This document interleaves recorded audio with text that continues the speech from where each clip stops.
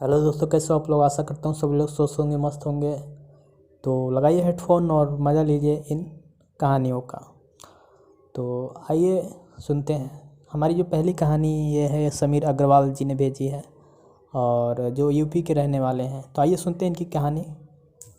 तो मेरा नाम समीर अग्रवाल है और मैं आपसे जो कहानी बताने जा रहा हूँ बेसिकली काफ़ी रियल है। तो चलिए सुनते हैं। तो ये ज़्यादा पुरानी कहानी नहीं है। एक दिन मेरा दोस्त का भाई जो था, तो वो काफ़ी छोटा था अभी। और तो एक लड़का उसका था जो एक कंपनी में काम किया करता था। उसे किसी भी भूत प्रेत पर कोई विश्वास नहीं था। हालांकि भूत प्रेत जैसे कई आत्माओं पर वो विश्वास नहीं करता था। वह भूत प्रेत को बस दिमाग का भर मानता था। तो एक दिन क्या हुआ कि उसके कंपनी में कुछ काम बढ़ गया था, जिसके कारण उसे घर वापस आने में देरी हो गया। वो अपने ऑफिस से देर रात को निकला। वो अपने बाइक से था और कुछ देर चलने के बाद उसका बाइक ख़राब हो गया। अब वो अपनी बाइक को पैदल ही लेकर चल दिया। तो कुछ देर के बाद उसे एक बस स्टॉप दिखा। वह कुछ देर तक वहाँ रुक गया और उसके पास एक साधु आकर बैठ गया। साधु अपने पास एक बीड़ी रखा हुआ था, तो वह अजीब तरीके से उसे पी रहा था। उसे देखकर काफ़ी आश्चर्यचकित हुआ उसको। उस लड़के की एक आदत थी कि वह किसी से भी बात करना शुरू कर देता था। वह इस साधु से बात करने लगा। बात ही बात में उस लड़के ने कहा कि बाबा, मैं किसी भी भूत प्रेत को नहीं मानता, बस सब झूठी बातें हैं। साधु ने कहा कि तुम भले ही भूत प्रेत को मानो या फिर ना मानो, लेकिन तुम यह ना कहो कि भूत प्रेत नहीं होते, ये सब कुछ होते हैं। इस पर उस लड़के को थोड़ी सी हंसी आ गई। उसने कहा, भूत होते हैं तो क्यों हमें नहीं दिखाई देते? क्या आप मुझे अभी कोई भूत दिखा सकते हैं?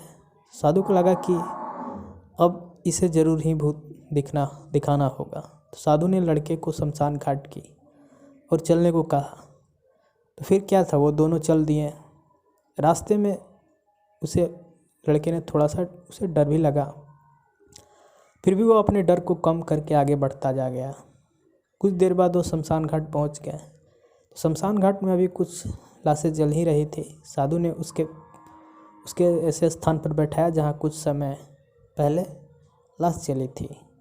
साधु ने ज़मीन में एक लोहे का कील गाड़ दिया, उसमें एक सफ़ेद धागा बांध दिया और इस धागे का अंतिम छोर उस लड़के को पकड़ने को कहा। अब उस लड़के को हद से ज़्यादा डर लग रहा था। उसकी सांसें भी तेज हो रही थी। इसके साथ ही उसके हाथ पैर भी काँप रहे थे। फिर भी उसने धागे को पकड़ लिया। साधु ने कुछ बतासा को 4 जगह पर रख दिया और सारे बतासे जो थे उस धागे के पास ही एक लाइन में रख दिए।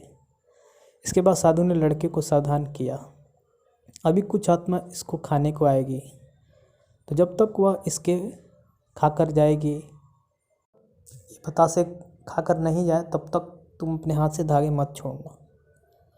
यदि ऐसे तुम करते हो तो तुम्हें नुकसान हो सकता है। फिर साधु ने मंत्र पढ़ना शुरू कर दिया।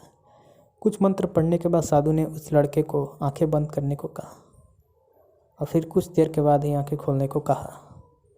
जब उस लड़के ने आंखें खोला तो वह जो देखा उस पर विश्वास ही नहीं हो पा रहा था।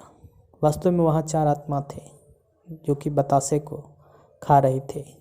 लेकिन जब उसने यह देखा कि उसके पड़ोस में रहने वाले व्यक्ति की आत्मा भी वहाँ है, जो कि कुछ दिन पहले ही वो मर गए थे, तो उसके हाथ से धागा छूट गया। अब वहाँ पर वो साधु भी नहीं था। वह लड़का तेजी से शमशान घाट से अपने घर की ओर भागने लगा। जब वो अपने घर की ओर जा रहा था तो उसे पीछे से कोई उसका नाम लेकर बुला रहा था। उसको पीछे से कई तरह की आवाज़ें आ रही थी। उस लड़के ने पीछे मुड़कर नहीं देखा। अपने घर जाने के बाद उसने यह सब कुछ अपने माता पिता से बताया। फिर वो अपने कमरे में सो गया। अगले दिन उसकी आँख उसी शमशान घाट में खुली और उसी स्थान पर जहाँ पर उसने आत्मा को देखा हुआ था। इसके बाद वो दिमागी तौर पर बीमार रहने लगा। तो खैर, हमें इन सब यूँ से नहीं लेना चाहिए। और खैर, आपको आशा करता हूँ यह कहानी स्टोरी अच्छी लगी होगी। और हमारी दूसरी स्टोरी जो है वो तो हमारी दूसरी कहानी कुछ इस तरह। तो हमारी दूसरी कहानी अशरफ गनी जी ने भेजी है, तो चलिए सुनते हैं इनकी कहानी। यह मोहम्मद अब्दुल्ला अफ़गानिस्तान के हाकिम की ये कहानी है। और एक मशहूर हाकिम थे। तो एक बार एक शेख ने बुलाया और अपनी बीमारी का इलाज करने को कहा। अब्दुल्ला ने उसे अपनी दवा से ठीक कर दिया और आमिर शेख ने खुश होकर उसे एक अद्भुत तोहफा दिया। उस कटे हुए हाथ का रहस्य ऐसा दरअसल बात ऐसी है कि आमिर ने अब्दुल्ला को एक कटा हुआ हाथ दिया था जो मसलों के लेप से आज भी जीवित जैसा दिखता है। और मोहम्मद अब्दुल्ला ने उसे घर की तिजोरी में रख दिया था। तो यह हाथ एक राजकुमारी का था जो उसके पिता ने किसी की गलती पर सज़ा के तौर पर काट दिया था। अब्दुल्ला ने वह टूटा हुआ हाथ एक संग्रहालय में उसी ऊंची कीमत पर मांगा, लेकिन अब्दुल्ला ने उसे देने से मना कर दिया। तो लगभग 20 साल बाद भी वह टूटा हुआ हाथ सजीव की तरह ही लग रहा था। तो अब्दुल्ला और उसकी पत्नी ने उस हाथ को पवित्र अग्नि से समान सुपुर्द करने की सोची। उन्होंने हाथ को अग्नि में डाला और श्लोक पढ़ने शुरू किए। तो बात ऐसी हुई कि एक तेज़ धमाका हुआ और पति पत्नी ने देखा कि उनके दरवाजे पर शाही लिबास पहने एक औरत खड़ी थी। वो औरत अग्नि के पास आई और थोड़ी झुकी और गायब हो गई। यह देखने के बाद दोनों ही घबरा गए। कुछ शांत होने के बाद उन्होंने हाथ को ढूंढ निकाला, लेकिन वो टूटा हुआ हाथ उन्हें कहीं नहीं मिला। शायद वह वही राजकुमारी का था जो अपना हाथ लेकर चली गई। और इस प्रकार यह पहली दोनों घोस्ट स्टोरी ख़त्म हुई। और आशा करता हूँ आप लोगों को अच्छी लगी होगी। तो कमेंट बॉक्स में ज़रूर बताइएगा आपको कैसी लगी।